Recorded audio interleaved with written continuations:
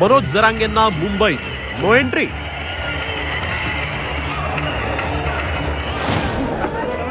मुंबई पोलिसांनी परवानगी नाकारली।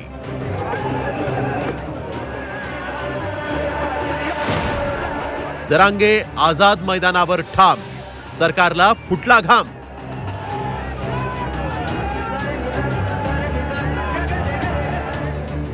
मराठा आरक्षणासाठी मनोज जरांगे आणि लाखो मराठा समर्थकांचं वादळ मुंबईच्या वेशीवर येऊन ठेपलंय।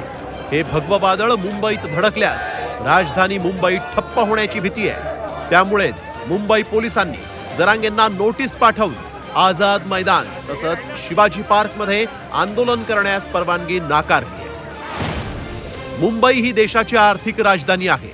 सकल मराठा समाज आंदोलक आपल्या वाहनांसह मुंबईत आल्यास त्याचा विपरीत परिणाम होऊन मुंबईची दैनंदिन वाहतूक व्यवस्था कोलमडणार आहे। त्यामुळे कायदा सुव्यवस्थेचा प्रश्न निर्माण होण्याची शक्यता आहे, अशी भीती मुंबई पोलिसांनी नोटीसमध्ये व्यक्त केली। खारघरमधील इंटरनॅशनल कॉर्पोरेशन पार्क आंदोलनासाठी संयुक्तिक राहील असंही या नोटीसमध्ये पोलिसांनी सुचवलंय। मात्र मुंबईतील आझाद मैदानात उपोषण करण्यावर जरांगे ठाम आहेत। त्यामुळे सरकारला चांगलाच घाम फुटलाय। जरांगेंची समजूत काढण्यासाठी सरकारी शिष्टमंडळानं लोणावळ्यामध्ये त्यांची भेट घेतली, मात्र ही बैठक निष्फळ ठरली। आता मुख्यमंत्र्यांनीच तोडगा काढावा अशी विनंती जरांगेंनी केली आहे, तर जरांगेंनी सहकार्य करावं असं आवाहन मुख्यमंत्र्यांनी केलंय। आम्ही मजा करायला आलेलो नाहीत मुंबईला। माझा लोक इथं गाऱ्यात थंडीत कुडकुडतात। आमच्या जितकेच मुंबईचे हाल आहेत तितकेच आमचे सुद्धा हाल आहेत। तर आमची अशी विनंती मुख्यमंत्री साहेबांना, देवेंद्र फडणवीस साहेबांना आणि अजितदादा पवार साहेबांनी स्वतः प्रत्यक्ष यांनी चर्चा लिहून हे तोडगा काढावा, ही माझी समाजाच्या वतीनं तिघांना सुद्धा विनंती। मनोज जरांगे पाटील यांना मी आवाहन केलेलं आहे की जर सरकार सकारात्मक नसेल तर आंदोलन ठीक आहे। सरकार सकारात्मक आहे, त्यामुळे सरकारला सहकार्य करण्याची आवश्यकता आहे। दुसरीकडे सकल मराठा समाजानं आझाद मैदानात उपोषण आंदोलनासाठी स्टेज बांधायला सुरुवात केली होती। पोलिसांनी नोटीस पाठवून स्टेज बांधवण्याचं काम थांबवलं।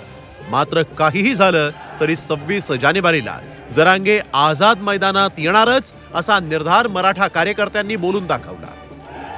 मनोजदादा जरांगेंच्या मागण्या आपल्या ज्या मराठा समाजाच्या त्या जरी सर्वपणे मान्य झाल्या तर मनोजदादा जरांगे उद्या सकाळी इथे असतीलच, ध्वजारोहण करतील आणि गुलाल उधळतील।